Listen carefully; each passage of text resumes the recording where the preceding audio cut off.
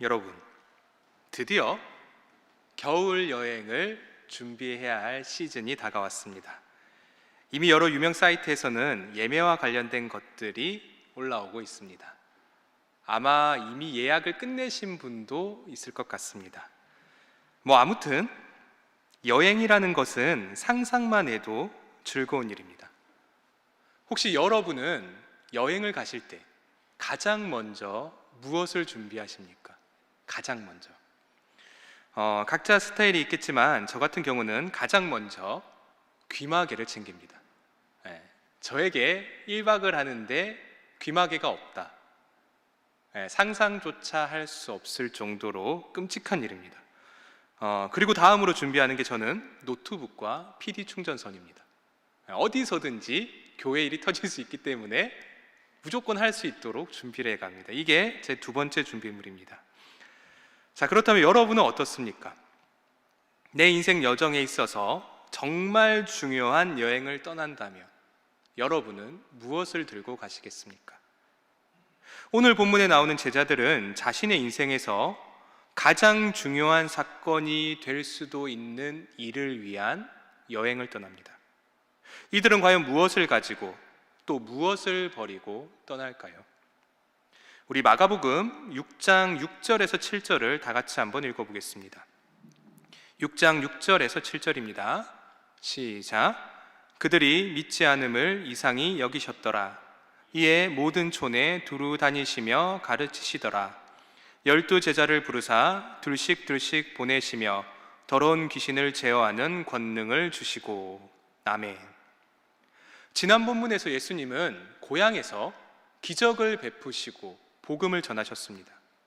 하지만 대부분의 고향 사람들은 여러분 아시다시피 예수님을 믿지 않았습니다. 그럼에도 불구하고 오늘 본문에서 예수님은 좌절하지 않고 다시 힘을 내서 주변의 여러 촌들을 돌아보시면서 가르치시기 시작하셨습니다. 이러는 와중에 갑자기 우리 예수님이 무모한 일을 벌이십니다. 7절을 한번 보겠습니다. 12 제자를 부르사 둘씩 보내시며 더러운 귀신을 제어하는 권능을 주시고. 예수님이 갑자기 제자들을 둘씩 짝지어 주시고 귀신을 제어하는 권능을 주신 다음에 보내버리십니다. 일종의 선교를 보내신 겁니다. 여러분, 이제까지의 제자들을 한번 떠올려 보십시오. 마가복음 1장에서 제자들은 빨리 다른 마을로 가서 전도를 해야 하는 예수님의 발길을 붙잡습니다. 전도를 지연시킨 겁니다. 빨리 다른 마을에 가서 전도를 해야 하는데 지금 이 마을에 있는 병자를 고쳐야 하지 않습니까? 병자를 치유해야 하지 않습니까? 이런 소리를 하고 있습니다. 일의 경중을 모르는 제자들입니다. 그리고 4장에서는 배를 타고 가다가 큰 광풍이 이니까 뭐라고 합니까? 선생님이여, 우리가 죽게 된 것을 돌보지 아니하시나이까? 자기랑 함께 있는 존재가 어떤 존재인지도 모르는 제자들입니다. 심지어 5장에서는 예수님께 짜증까지 냅니다. 예수님께서 방금 내게 손을 댄 자가 누구냐 알아봐라. 이렇게 하니까 제자들이 예라고 하는 게 아니라 그걸 우리가 어떻게 합니까? 이렇게 말을 합니다. 이처럼 제자들은 전혀 준비가 되어 있지 않습니다. 그런데 예수님은 마치 뭔가에 쫓기듯이 그런 그들을 보내버리십니다. 먼저 예수님은 그들을 홀로 보내시는 것이 아니라 둘씩 짝지어 주십니다. 우리 전도서 4장 10절을 보겠습니다. 제가 한번 읽어보겠습니다. 혹시 그들이 넘어지면 하나가 그 동물을 붙들어 일으키려니와 홀로 있어 넘어지고 붙들어 일으킬 자가 없는 자에게는 화가 있으리라. 첫째로, 홀로 넘어지면 붙들어 일으킬 자가 없기 때문입니다. 그래서 둘씩 보낸 겁니다. 그리고 신명기 19장을 보겠습니다. 이 부분도 제가 한번 읽어보겠습니다. 사람의 모든 악에 관하여 또한 모든 죄에 관하여는 한 증인으로만 정할 것이 아니요 두 증인의 입으로나 또는 세 증인의 입으로 그 사건을 확정할 것이며. 둘째로 이스라엘의 관습입니다. 무슨 일이든 두 증인이나 세 증인의 입으로 사건을 확정하는 것이 이스라엘의 관습입니다. 그래서 예수님은 혼자가 아니라 둘씩 짝지어서 복음을 선포하게 하십니다.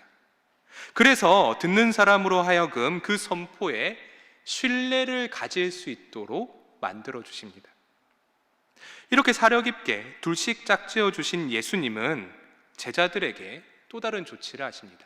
7절 후반을 보십시오. 이렇게 나옵니다. 더러운 귀신을 제어하는 권능을 주시고. 충격적인 일입니다. 어마어마한 일입니다. 본래 더러운 귀신을 제어하는 일은 그 누구도 할 수 없었던 예수님 고유의 권능입니다. 그런데 그 권능을 제자들에게 나누어 주십니다. 당시 유대 문화에 의하면 랍비는 절대로 자신의 제자에게 자신의 이름을 맡기지 않습니다. 내가 함께하지 않는데 제자들에게 자신의 이름을 맡기면서 나 대신 일을 하라, 그런 일은 없습니다. 절대로 그렇게 하지 않습니다. 왜 그럴까? 믿지를 않는 겁니다. 솔직히 말하면 믿을 이유도 없죠. 이 세상의 교수가, 어느 교수가 자기의 명예와 자기의 권한을 제자들에게 주겠습니까? 제자가 스스로 따야 하는 겁니다. 이처럼 랍비는 자신의 권위를 절대로 주지 않습니다. 그런데 우리 예수님은 기꺼이 이 부족한 제자들에게 자신의 권능을 나누어 주십니다. 그리고 여기서 더 놀라운 사실은 예수님이 자신의 권능을 나누어 주실 때 하나님께 기도하지 않았다는 겁니다. 이 부분은 기독론, 즉 그리스도론에 있어서 정말로 중요한 부분입니다. 이 귀신을 쫓는 권능은 창조주만이 가능한 일입니다.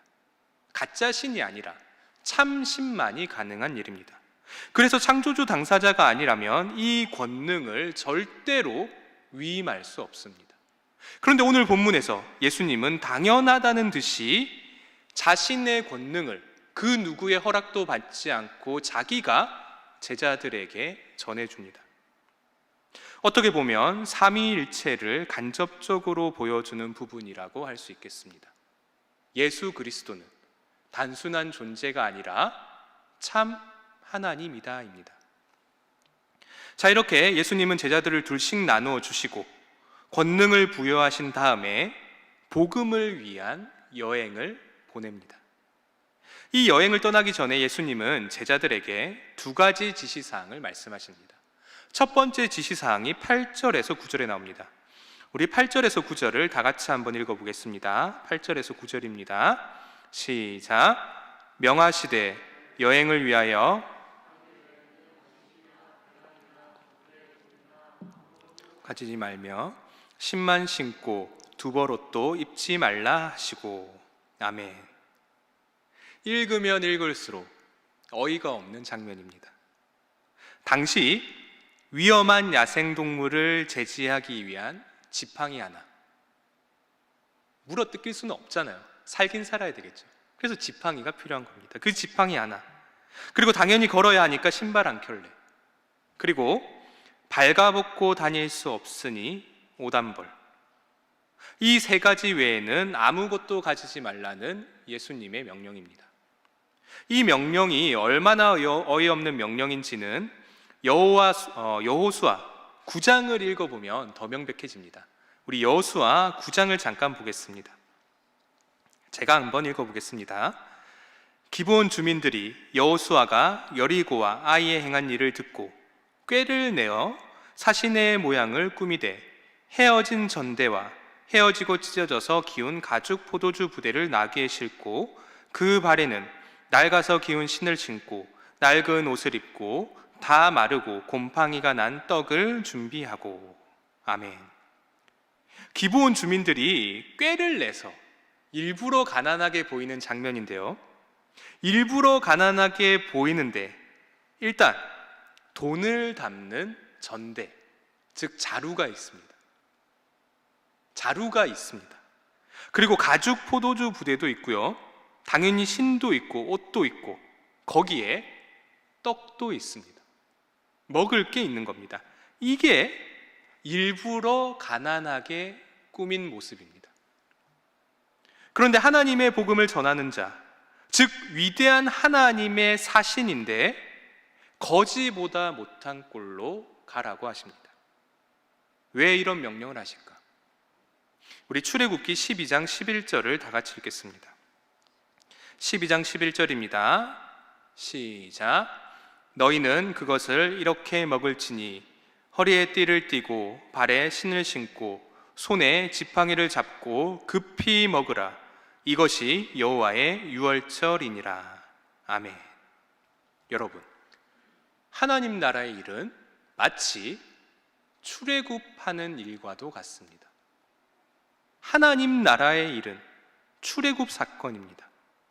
비유하자면 바로의 통치 아래에서 가나안 땅으로 가는 것, 즉 세속의 통치에서 하나님의 통치로 가는 일과 똑같습니다. 이러한 일을 할 때 우리는 절대로 지체해서는 안 됩니다. 만약 지체한다면 우리는 마치 뒤돌아보아 소금 기둥으로 변한 롯의 아내처럼 그 자리에서 꼼짝도 하지 못할 것입니다. 미련과 아쉬움이 나의 발목을 붙잡을 것입니다. 그래서 우리는 그저 하나님을 믿고 지금 이 순간 당장 떠나야 합니다. 급하게 떠나지 않으면 절대로 떠날 수 없습니다. 이렇게 첫 번째 예수님의 지시사항이 나오고 두 번째 지시사항이 10절에서 11절에 나옵니다. 먼저 10절을 다 같이 읽겠습니다. 10절입니다. 네, 제가 한번 읽어보겠습니다. 10절. 또 이르시되 어디서든지 누구의 집에 들어가거든 그곳을 떠나기까지 거기 유하라. 아멘. 예수님이 말씀하십니다. 누구든지 누구의 집에 들어가거든 떠나기까지 거기에 유하라. 일단 당시 중동의 문화를 고려할 때 방문 교사들에 대한 마을의 호의는 그리 놀랄만한 일은 아니었습니다. 당연한 일이었습니다. 종종 있는 일입니다. 그리고 방문 교사를 맞이한 사람들은 당연히 그들이 상당 기간 체류할 것이라고 예상을 했습니다. 당시의 문화입니다. 그러면 뭐가 문제냐? 그 집을 방문한 방문 교사가 더 좋은 옆집으로 옮기는 경우입니다. 당시 문화에 의하면 집에서 집으로 옮겨 다니는 것은 집주인의 체면을 떨어뜨리는 일이었습니다. 뭔가 부족하니까 방문 교사가 떠났겠지입니다. 그런데 복음의 전달자가 자신의 편의를 위해 더 좋은 옆집으로 옮긴다. 복음의 전파를 가로막는 일입니다. 집주인을 시험에 들게 하는 일인 겁니다. 여기에 더해 복음 전달의 사명을 가진 자가 자신이 어디에서 묵고 뭘 먹을지를 걱정해서 더 좋은 집으로 간다. 엉뚱한데 정신이 팔린 겁니다. 이 또한 순수한 복음 전파를 가로막는 커다란 장애물입니다. 그래서 예수님은 단호하게 말씀하십니다. 누구의 집에 들어가거든 떠나기까지 거기에 유하라. 불평불만하지 말고 내가 그렇게 정했으니까 그곳에 한번 머물면 그 마을을 떠나기까지 거기에 유하라. 거기가 너에게 족하다입니다. 그렇다면 반대로 만약에 어떤 마을이나 가정이 나를 받아들이지 않는다면 어떻게 해야 할까요? 우리 11절을 보겠습니다. 11절에 이렇게 나옵니다. 어느 곳에든지 너희를 영접하지 아니하고 너희 말을 듣지도 아니하거든 거기서 나갈 때 발 아래 먼지를 떨어버려 그들에게 증거를 삼으라 하시니. 아멘. 발 아래 먼지를 떤다. 전형적인 유대인의 관습 중 하나입니다. 당시 유대인들은 이방 땅을 여행하고 자신의 고향으로 돌아올 때, 즉 이 거룩한 땅으로 돌아올 때 자신의 몸에 묻은 먼지를 털어버립니다. 거룩한 땅을 더럽히지 않겠다는 겁니다. 그런데 이러한 행위를 예수님의 복음을 거부한 자들에게 행하라고 하십니다. 이게 무슨 뜻이겠습니까? 아무리 유대인이라 할지라도 예수님의 복음을 거부한다면 이방인과 같다는 의미입니다. 너희가 아무리 유대인이라 할지라도 나의 복음을 거부하면 너희는 이방인이다입니다. 이러한 예수님의 명령은 정말 긍정적으로 해석을 해도 최소한 믿지 않는 자들에게 내리는 하나님의 엄중한 경고입니다. 그리고 심하게 보면 그들이 결국은 구원받지 못했을 때 그들이 핑계치 못할 증거일 것입니다. 심판대 앞에서 하나님이 말씀하십니다. 그들이 털어버린 먼지를 봐라. 너가 나의 복음을 들고 방문한 자를 거절하지 않았느냐. 이 먼지가 그 증거이다입니다. 여러분, 하나님의 복음을 들고 나가실 때 먼저는 대상자를 배려하셔야만 합니다. 늘 겸손하게 낮은 자세로 가야 합니다. 그리고 족한 줄 알아야 합니다. 하지만 비굴할 필요까지는 없습니다. 겸손하되 단호할 필요 또한 있습니다. 이제 예수님의 두 가지 지시사항이 끝이 났습니다. 관 제자들은 어떤 결과를 맞이할까요? 우리 12절을 보겠습니다. 12절입니다. 제자들이 나가서 회개하라 전파하고. 예수님의 명령을 받은 제자들이 복음을 선포합니다. 회개하라는 겁니다.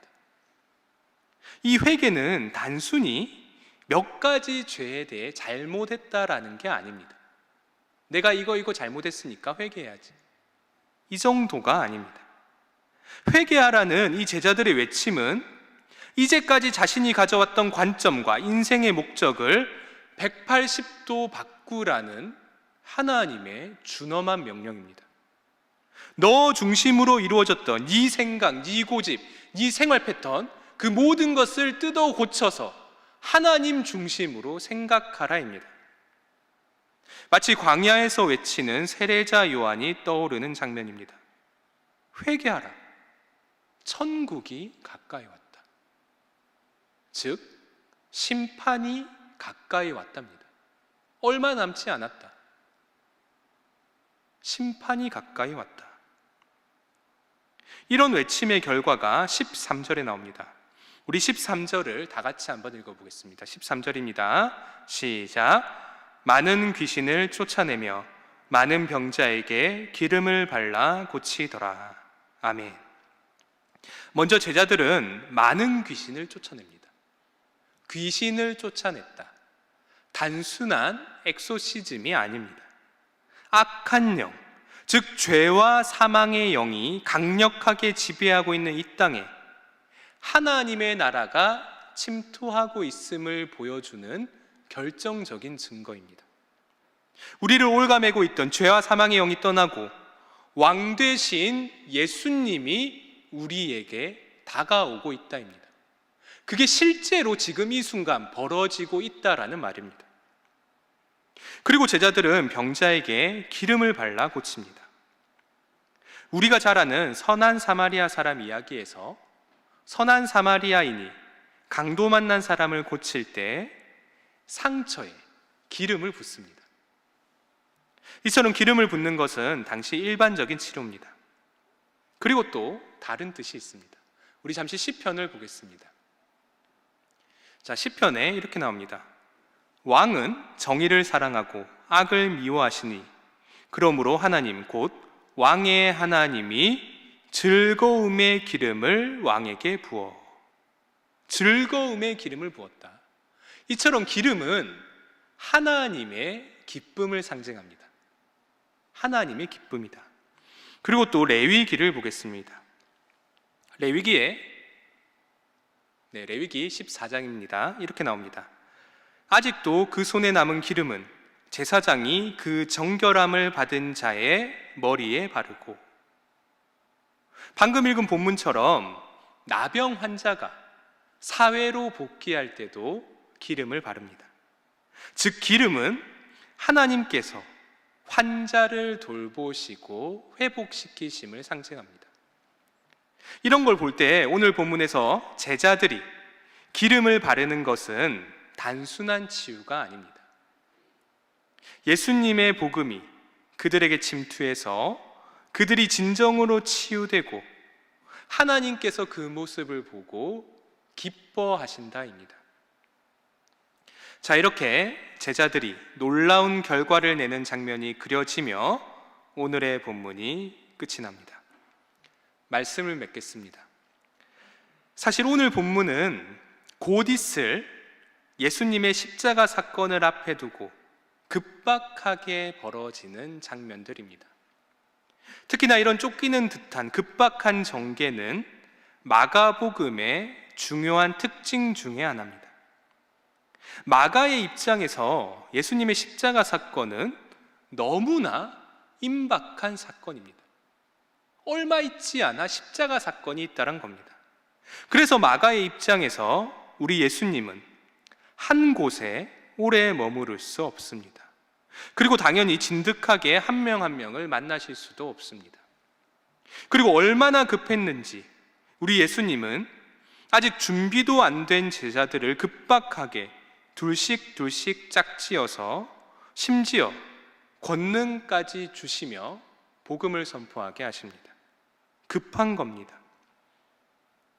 이런 의미에서 이미 역사적으로 십자가 사건을 경험한 우리, 즉 미래에 존재하는 우리에게는 오늘 본문을 문자 그대로 적용하기에는 참 어려움이 많습니다.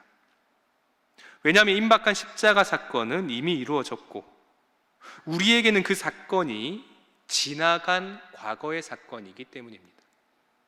그들에게는 급하지만 우리에게는 급하지 않은 겁니다.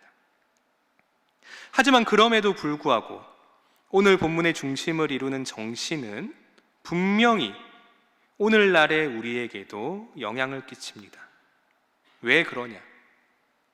역사적 출애굽 사건과 역사적 십자가 사건은 지나갔지만 우리의 개인화된 출애굽 사건과 나만의 십자가 사건이 여전히 나의 앞에 존재하고 있기 때문입니다.